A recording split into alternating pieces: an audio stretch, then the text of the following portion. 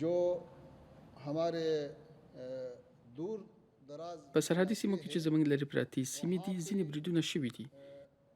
कुछ अटैक हुआ है हम उसकी موږ یې मजम्मत غندو करता او है موږ دا د پاکستان د और حکومت हम یوه لویه पाकिस्तान تېروتنه ګڼو. हुकूमत का ये काम एक बड़ा गलती समझता है कि अफगानिस्तान में कभी भी د افغانستان خلکو هیڅ کله هم بهراني پوځي ځواکونه په خپل قلمرو کې نه دي منلي वो वहाँ او نه یې هم مني. कबूल नहीं किया है, इससे बात भी कबूल नहीं करता है.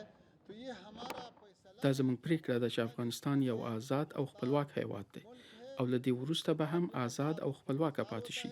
अगर که هیوادونه غواړي چې له موږ سره اړیکې ولري نو دوی کولی شي ډیپلوماټیک او اقتصادي ماموریت ته دې راشي، خو موږ دوی په پوځي یونیفورم کې نه منو. यूनिफॉर्म में हमको कबूल नहीं है. अफगानियों का हौसले नहीं आजमाया. د افغانانو زغم او حوصله باید ونه ازمایل شي. که څوک غواړي دا کار وکړي نو باید له بریتانیې، شوروي اتحاد، امریکا او ناټو څخه پوښتنه وکړي. अंग्रेज से पूछे, फिर सोवियत यूनियन से पूछे, फिर अमेरिका से पूछे, फिर नाटो से पूछे, ताकि वो تر څو هغوی تاسو وپوهوي چې د افغانستان سره دا ډول لوبه کول ښه نه وي.